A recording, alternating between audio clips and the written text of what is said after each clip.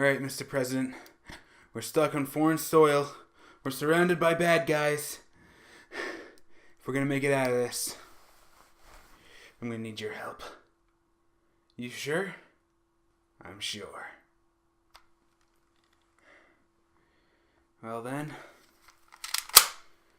let's die hard the shit out of this. Fuck yeah.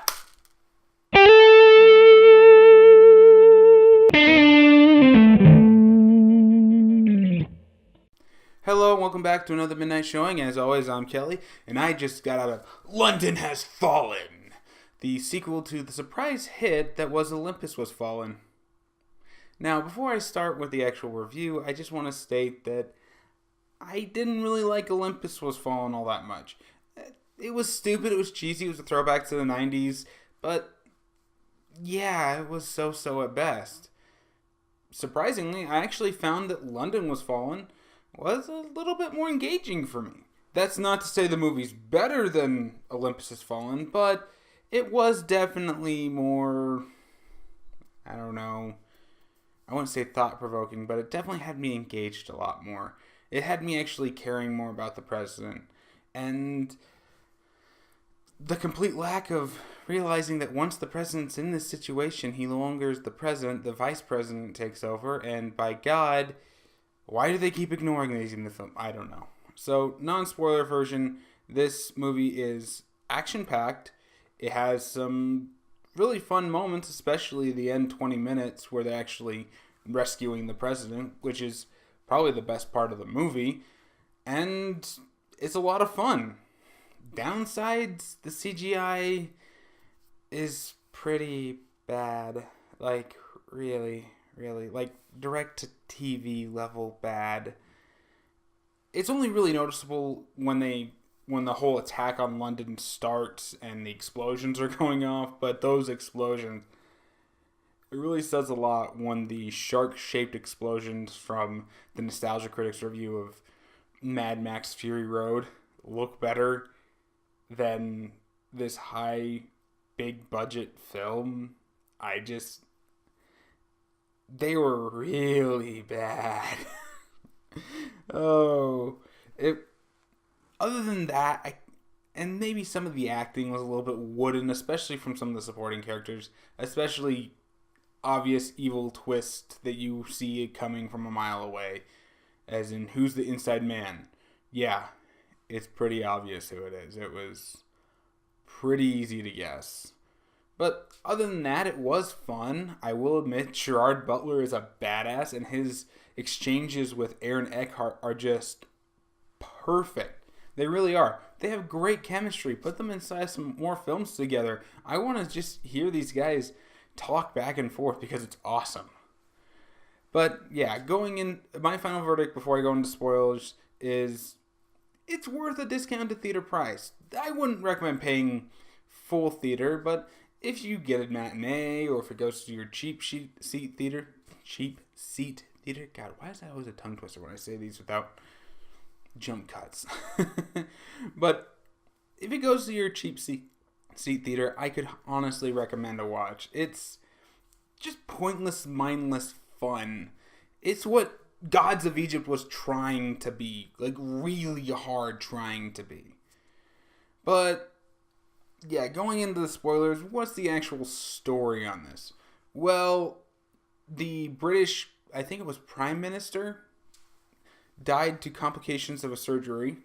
And of course, his funeral is a must-attend event for a ton of world leaders. I mean, you have to go and support the country when they lose their leader. And when they go there, shit goes down. It turns out the Prime Minister was actually murdered.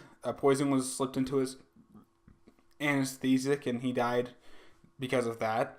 That was just to get the world leaders there, and half of the cops were all terrorists in disguise. They shot the real cops and proceeded to shoot 90% of the world leaders. The only one who manages to get away was the president, and even then, he was really lucky that he didn't get hit by a stray bullet, or that when he crashed Marine One, that he and Gerard Butler are the only ones who survived that. I mean, he got really lucky that he's alive. And they do acknowledge that. They didn't actually, say, well, he survived because he's got such great help. No. They flat out say that this was pure luck that they got out of this alive. And from then on, it's basically a chase movie. The terrorists are chasing them, and they've got to get to a safe haven where they find a MI6 stronghold, and they hang out there until they're eventually found again. And then they have to keep moving to try to find another safe haven. You've seen this movie before. I make the joke at the beginning that this is Die Hard, but this is what Die Hard 5 was really trying to be. Just two guys in a foreign land kicking ass. And this one does it a lot better. It's fun. It knows that it's a B movie. And movies that are aware of the fact that they're B movies like these are just fun watches, and you can enjoy them for the sake of just being stupid fun. Compare it again to Gods of Egypt. Gods of Egypt was not aware that it was a B film. It thought it was like this big, masterful, thought-provoking art piece. It wasn't. At best, it was a B film. It was something that was supposed to just be CGI gods fighting each other. It's supposed to be fun. Unfortunately, you see what happens when they aren't aware that they're B films and they're not really having fun with it. Where they take themselves way too seriously. This one does not take itself too seriously. It realizes that it is, for all intents and purposes, just fluff. I mean, hell, when they finally get to the safe house, Gerard Butler just sits down and he's like offering water. You want something? Yeah. And he just chugs it. It's one of the stupidest things, but it's hilarious. He's just a badass. He realizes that he can kill all these guys. So, might as well just take a drink. Honestly, I thought that he had switched out the water for vodka or something like that. Because I didn't know where this scene was going. It does things that are unexpected because it's just having fun with it. It knows you've seen these beats before, and it doesn't try to, I don't want to say change the beats. It does some things that are unexpected, like the last 20 minutes are very, very, very good, and they try to make it look like it's done mostly in one take. You can tell where the cuts are. It's really easy to see them. I don't get why everyone thinks this is so cool, unless it actually is legitimately one take.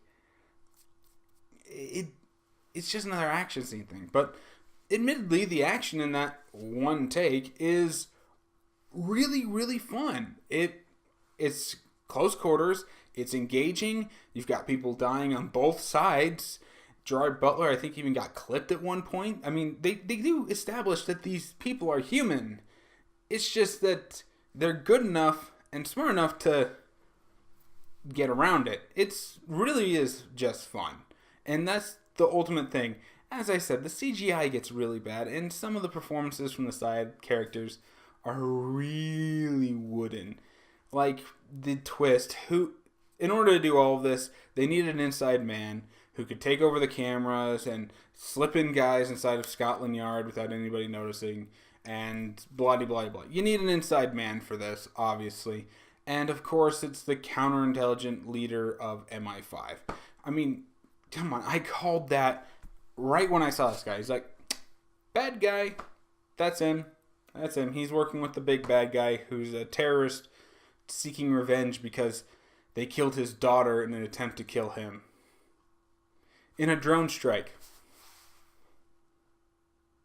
Collateral damage. Look, not getting into the politics of drone strikes or anything like that, I would just like to point out that this guy is a mass murdering, arms dealing psychopath. Did we really need a sympathy story from him? Hell, even Aaron Eckhart, when the president gets captured, and they basically say this is for our sister. This is so much harder when you actually have to put his say. He said flat out, I'm not going to justify your reason for your madness. They would have done this regardless of whether or not they shot his daughter by accident. And hell, it's pretty obvious who the bomb was for. You didn't think that maybe being a criminal would actually put your family in danger? It's stupid reasonings like this that just kind of take you out of the movie for a second. And yeah, going into the politics a little bit, this does have a little bit of that American, we are awesome nationalism. Although there is one line said by Morgan Freeman at the very end of the movie that I feel every American should take to heart. And that is, are we always going to make the right decisions? No. But the greatest sin is to make none at all. These problems aren't going to go away. We have to do something about them. Sometimes the best answer is to do nothing. But you have to make the decision to do nothing. It's kind of just one of those little snippets that I really do like and agree with. And that's probably the only political side of things that I can...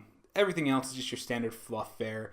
Not quite on the level of pandering that you would see like in a Michael Bay movie, but it's pandering enough that I imagine there are more than a few critics who are going to go off on it. So, addressing the politics and getting that elephant out of the room, they're fine. It's not the propaganda thing that people are going to make it out to be, but it's probably could have toned it down a little bit. Now, the ending was another thing that was a little iffy, because it's like they weren't sure if they were going to get a sequel again, even though they kind of set up this bad guy to be a sequel bad guy, that he's going to come back again and do another thing, although the only thing he can basically do at this point is drop a nuke inside of Washington, D.C., and it only happens that Gerald, Butler, and the president are the only people who survived the nuke. I mean, that's the only thing really left on the scale. But they threw like this ending in where Gerard Butler manages to steal a cell phone off of one of the guys, and he gives it to MI6. They were able to trace it to where this bad guy is hiding out in like Saudi Arabia or something like that. And they drop a bomb on him. They drop another drone, and this time it blows up his building with him inside of it, so there's no way he got out. So why were they setting him up like a sequel bad guy? Like, he's nowhere near this. He's only sending in his sons. The one who lost his legs inside of the bombing that killed his sister, and his other one who's completely unscratched. Which, I'm sorry, the bombing at the very beginning blew up the entire mansion. Why was only the sister killed and this guy losing his legs? I don't get it. I mean, it blew up the entire estate. How did he survive that? Yeah, it's a plot hole for another day. But it's just... They're setting him up, like keeping him off the screen, hidden. Like, now that he sees his boys are dead, he's like, now it is my turn. And sequel bait for the next one. But then they go and they kill him off in a very unfulfilling way. This guy's like this big genius bad guy, and he's only in maybe 5 scenes in the movie, each one about 2 or 3 minutes. Okay, I don't get that.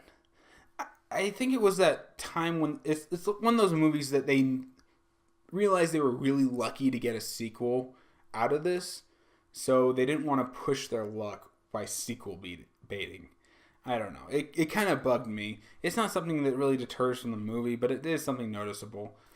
One of the other things that this movie has a problem with is editing. There are several scenes inside of this that feel like they're just missing like a cut somewhere. Like, I know it's been mentioned by other critics before, but I noticed it too when I was watching the film. There's a scene where the president Gerard Butler is trying to get the president away. And it's a good car chase scene with a bunch of motorcyclists. There's one point where Gerard Butler blows open the door and then leans out and he shoots some of the guys. But the scene where the door actually comes off the hinges is like missing. So you don't know what happened to this door, and it just cuts from the bad guy shooting to Gerard Butler hanging out shooting. What happened to the door?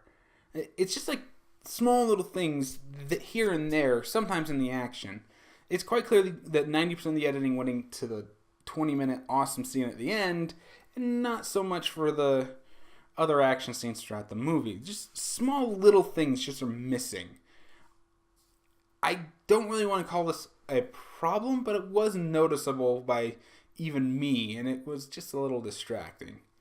But yeah, I've got really nothing else to say about this film, so my final verdict after all of that is still, it's worth a discounted theater watch. It's just a stupid action film that's fun. Gerard Butler is a badass by every stretch of the imagination.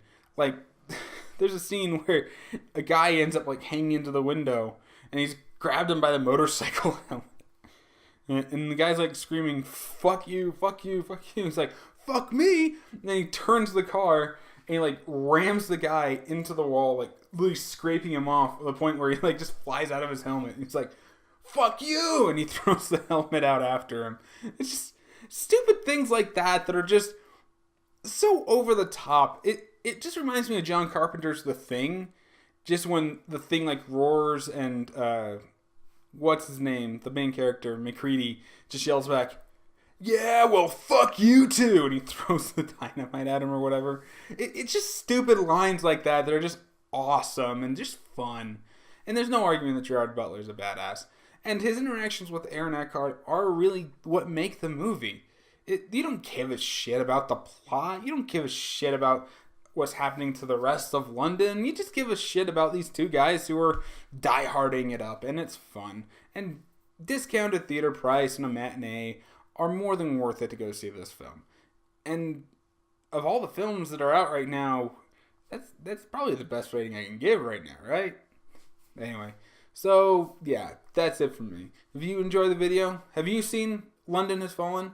Tell me what you thought about it in the comments below, and maybe we'll get some healthy discussion going. And as always, if you want to see more, be sure to hit the like button and subscribe. Share this video with your friends. If you want to see some more of my more recent videos, I'll have those annotated all over this video. Coming up in this next part. Be sure to like me on Facebook, follow me on Twitch and Twitter. And yeah, I guess I'll see you all next time.